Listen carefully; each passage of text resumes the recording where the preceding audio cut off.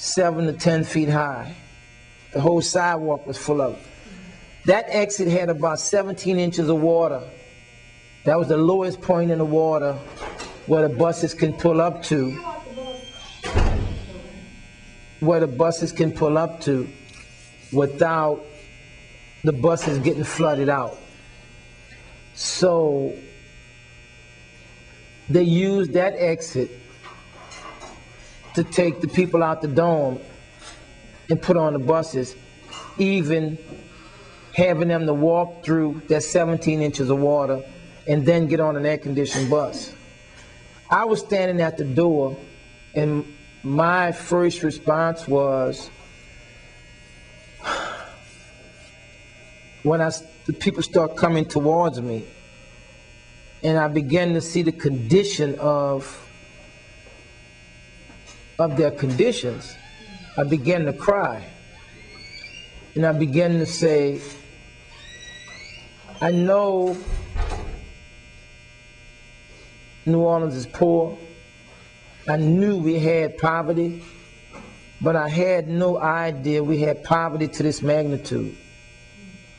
And as I began to look at this thing, I says, but for the sake of God, there go my children or grandchildren or sisters or cousins, and the condition of the people that were coming out was just horrendous. There were women coming out of that dome.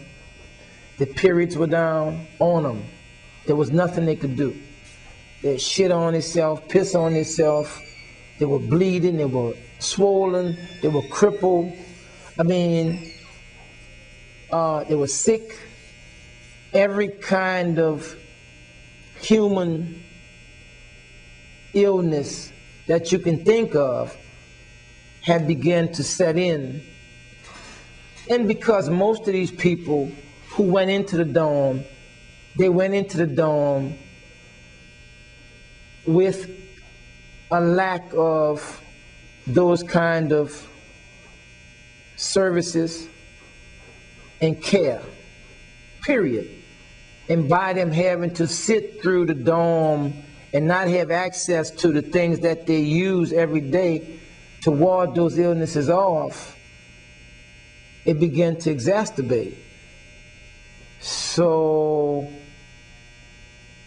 now it's coming directly at you. And I'm standing at this door and I'm saying, I have to do something. What can I do? I can't keep anybody with me because we need to get everybody on the bus and get everybody out the city, because now there's really a mandatory evacuation. I looked over to the sidewalk and saw the food, the military, MREs in the water, and I just said, you know what? Looking at these folk coming through this alley of military people with all of these guns, and they're carrying each other and carrying clothes and carrying bags and carrying people on their backs, and children coming without anyone with them, 4 years old, 5 years old, 6 years old, 10 years old, children crying, adults crying. They done got separated from their people. It was like being in the middle of a war, in the middle of a foreign place, and a war took out, and everybody ran just the way they was. Whatever you had, that's what you ran with.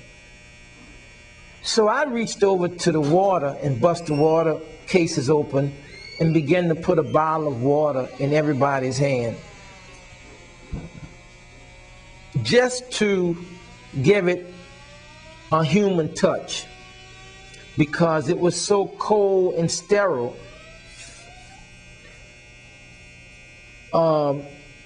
There was nothing, there was nothing human about it.